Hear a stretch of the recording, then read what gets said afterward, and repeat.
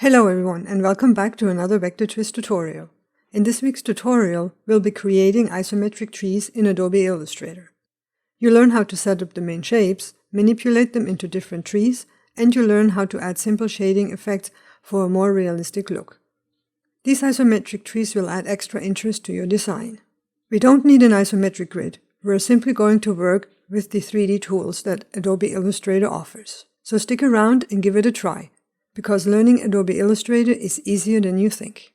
Before we start with this tutorial, make sure to subscribe to this YouTube channel if you haven't already, so you'll never miss any of the Vectortwist tutorials.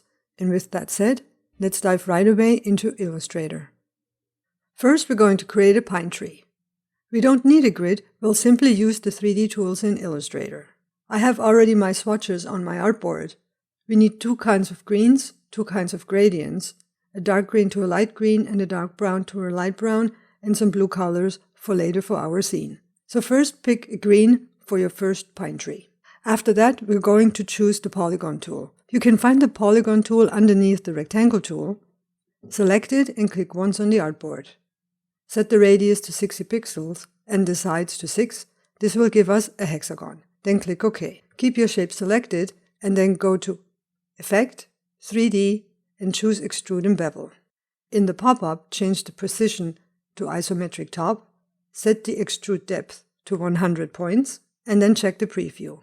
Keep the surface as plastic shading, and then set your light source. I'm going to pull mine all the way to the right, meaning my lightest part will come from the light. Then click OK. Since the 3D tools are live effects, we need to expand the appearance. So keep your shape selected, go to Object, and choose Expand Appearance. Then we would like to alter this particular shape to look like a pine tree. We need to select all of the top anchor points. You can do this two ways. You can either choose the direct selection tool, drag a rectangle over it, or choose the lasso tool. Simply circle all of the anchor points. This will select them. And then go to Object, Path, and choose Average. We want to merge them all together. They won't get deleted, but they will be placed exactly on top of each other. So choose both for the axis and then click OK. Now we have the first part of our shape that will build up our pine tree. For the next step, we need to create a copy. So grab your shape. I'm using the shortcut. I'll press and hold Option or Alt and then drag it to the top. At the same time, we want to shrink it down. So activate the Transform tool, press E on the keyboard and you'll get the free Transform tool and then shrink it down. At the same time, we want to alter the color as well. Since we want slight shading happening in between, we're going to change the colors of each shape. So use the direct selection tool, click on the shape on the left, double-click on your color picker, and then make it slightly lighter. Repeat this with the middle shape, double-click it and make it slightly lighter, and then last, on the right, same step, add a lighter color. Now we're going to use the blend tool. So select the blend tool from the toolbar, click on your first shape, then on your second, and now we've created a blend. I would like to have one more step in between, so double-click the blend tool, make sure the spacing is set to specified steps, click the preview, and then increase it to number 2. Now we have 2 steps in between, or 4 shapes all together. Then click OK. Since the blend tool is a live effect as well, we need to expand it. So keep it selected, go to Object, but don't choose Expand. We have to go all the way to Blend, and expand in there. Now when you deselect your shape, you can see that you have 4 nice shapes, smaller than the other one, and different shading as well. Now that we've expanded it, I can see that our shapes are a little bit further apart than I would like. We can easily change that though. So select everything, ungroup it, under Object, Ungroup, and then you can move the shapes around and move them closer together. The next step I would like to show you is how to add some shading. I would like to have some shading in between my shapes. I already created a gradient. It is a transparent gradient. When I open the gradient panel, you can see that I have 3 gradient sliders. They're all black. The one on the left is set to 40% opacity, the one in the middle to 20%, and the one on the right to 0%. I also have the type set to radial gradient instead of linear. Now all you have to do is grab the pen tool. And since I'm working with my smart guides, I'm following along of my first shape, and I'm going to create a shape that approximately is the same size. It doesn't have to be the same height, but the width should fit. After that, you want to move it backwards. So either go to Object, choose Arrange, and send it backwards, or use the shortcut Command and the open bracket, until it is beneath the second shape and on top of your first shape. Then press G on the keyboard to activate your gradient annotator, and then you can alter the gradient. I'm going to make mine a little bit bigger, squeeze it, and then move it into place. Now if I deselect, you can see that we created a shading in between the two first bottom shapes. I'm going to repeat this for the other shapes as well, but since you know how this was created, I'm going to speed this up.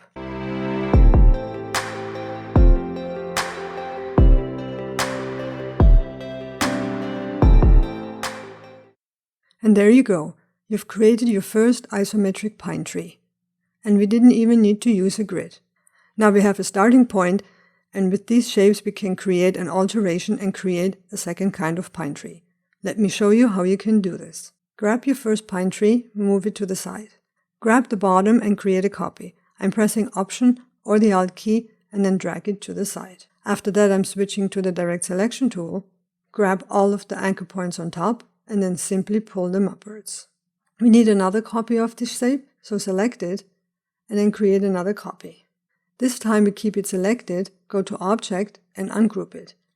Now we can move the shapes singly. If it doesn't work the first time, you'll have to ungroup it again. Now you can select them and then you can move them apart. We want to create a low poly kind of effect. So we need some space in between so we can create some extra parts to our pine tree. We need extra triangular shapes on the side to give it an effect as if it was three-dimensional. First, I'm going to select the color on the left. So with the eyedropper tool, select the color, then go to the pen tool, zoom in, and then with your smart guides on, create a small triangular shape on the left side of your right shape. Do the same thing for the left, but you're going to pick the lighter color.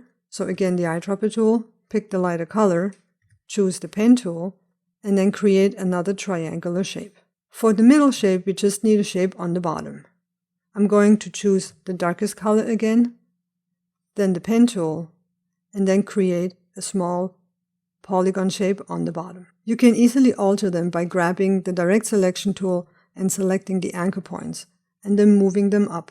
Once you've done this, select the shapes, the side piece, and the main panel, and then group it. Do this with the middle shape as well, and then with the last one on the right. Once you've done this, you want to group all of them together too. So select all of them and create another group. This way you stay organized, but if you need to create some kind of alterations or you want to move them further apart or closer together, you can simply double-click and go within the group and then move things around. Once you've created the shapes, select them and then move them on top of your first shape. We're going to repeat the blend step, but before we need to change the color of our shapes. Since we're going to have a base shape, we need to alter the colors of our more three-dimensional shapes. So keep them selected, go to Edit, Edit Colors, and choose Recolor Artwork.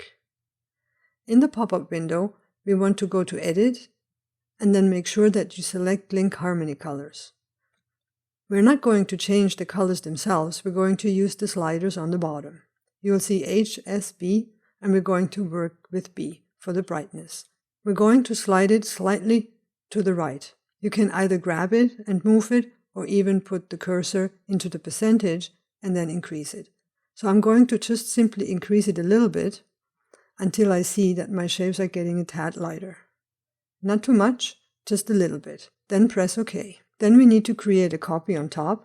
So repeat the step from earlier, use the shortcut, and then make a copy. Activate your Free Transform tool by pressing E on the keyboard and then shrink the shapes down.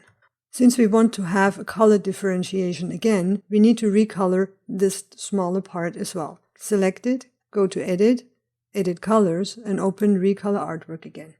Repeat the step as before, click Edit, make sure that your Link Harmony Colors are checked, and then use the brightness slider again. Increase it slightly and then press OK. Now we're going to choose the Blend tool again, so select it from the toolbar, click on your second shape, then on your last, and now we've created another blend. Since we already have 4 shapes, we don't need to increase the steps. But of course we need to expand our blend. So select your blend, go to Object, Blend, and expand it. We do not want to have any gaps in between, so make sure that your first shape goes all the way to the top. If it doesn't, just pull it out, select all of the top anchor points with the Direct Selection tool, and then pull it upwards. Then simply move it back to your shapes. At the same time, you might want to increase the bottom a little bit as well. So simply press the Free Transform tool, click on one corner and hold it, press the Command or Control key, the Shift key, and then the Option Alt key, all 3 together, and then drag it to the right. As you can see, I am increasing only the bottom part. We want to also close off the top part of our tree. So I'm going to zoom in, and then I'm going to switch to the Direct Selection tool and select most of the anchor points from the top. Just make sure that you're not selecting any anchor points from this part here. We're going to place them on top of each other again with the Average tool. So go back to Object, Path, and choose Average. There again for the axis, choose both, and then click OK. This now merged them all together. It did not delete any of your anchor points. They're literally sitting just on top of each other. But when you deselect, it looks much cleaner. At the same time, we're also going to add the shading effect from our first pine tree. So again, activate your gradient, then choose the Pen tool, and on your second pine tree, create a shape again, filled with the gradient. Once you've closed it, make sure that you're going to alter it, so press G on the keyboard for the gradient annotator, and move it around. Increase it if needed, and squeeze it or rotate it. It really depends what size you have. At the same time, move it to the back so it's in between your bottom shape and the second shape. The same will go for the next, so I'm going to speed this up again.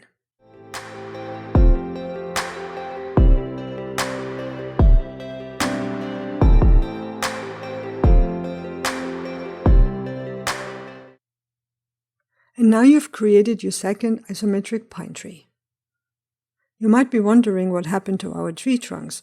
Don't worry, we're going to create them, and this is going to be our next tree. We're going to simply create a round tree, and I'm going to show you how to create the tree trunk as well. We need to create an isometric circle. So grab the Ellipse tool, choose a light brown for the fill, and create a small circle on your artboard.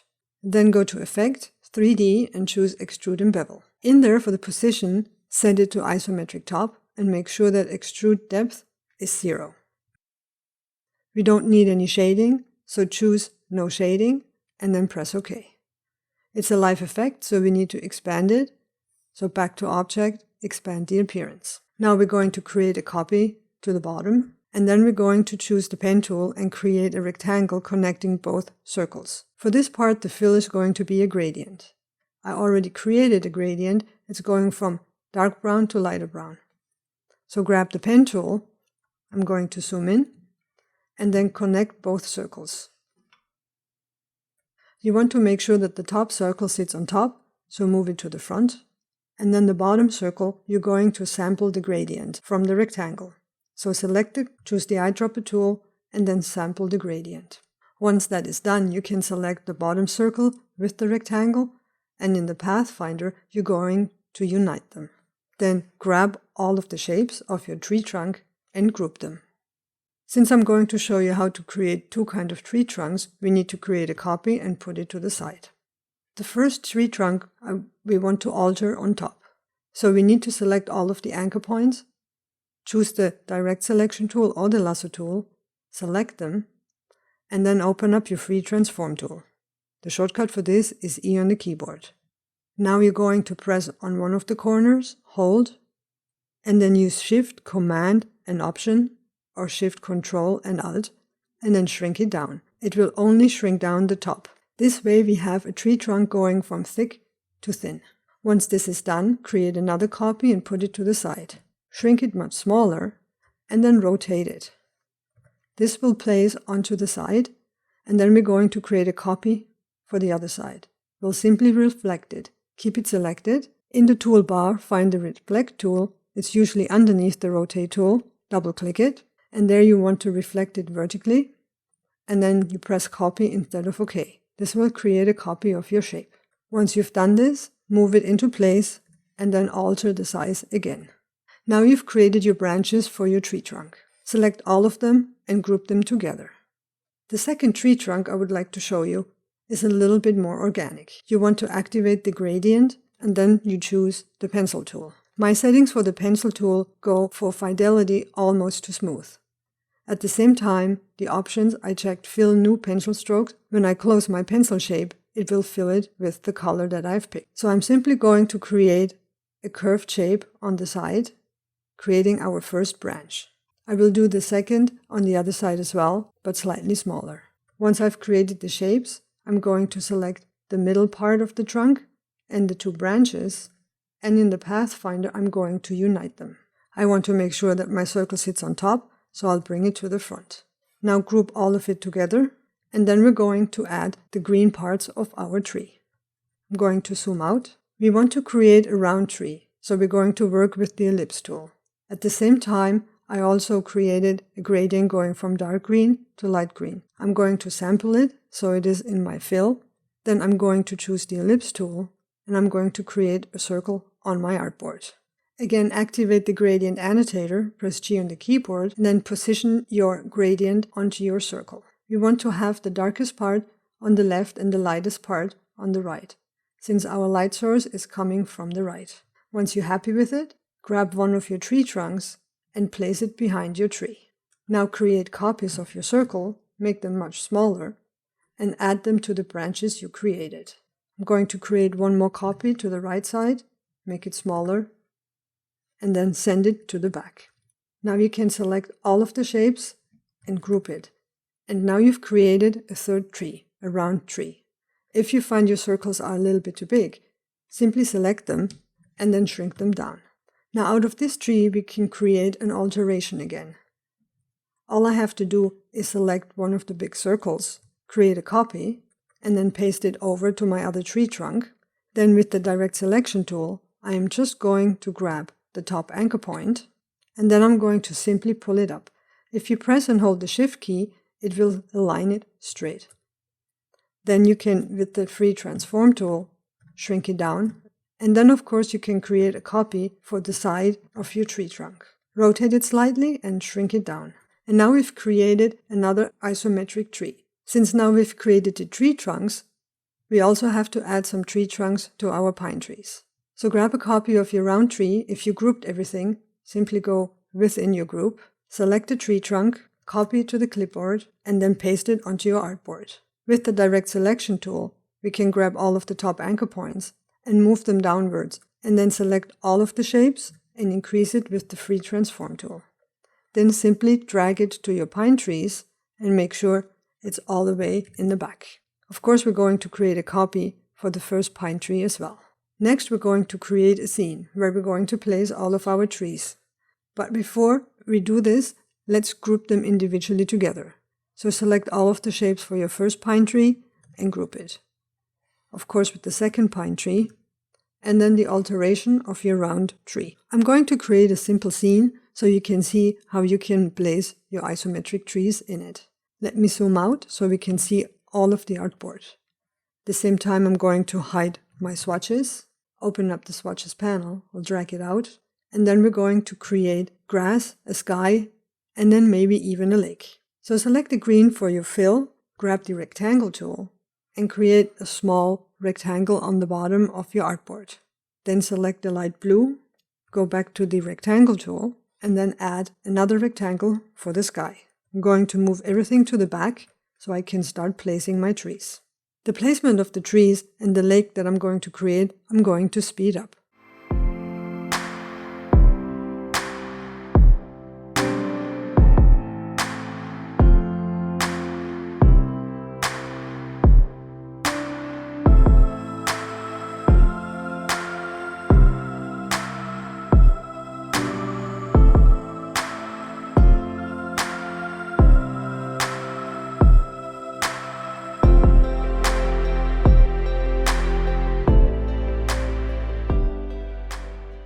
And here's our scene with our isometric trees. Now I'd like to show you one last trick For example, if you'd like to change the color of your trees, but you don't want to change the tree trunks, there's a way to do this with the Recolor artwork.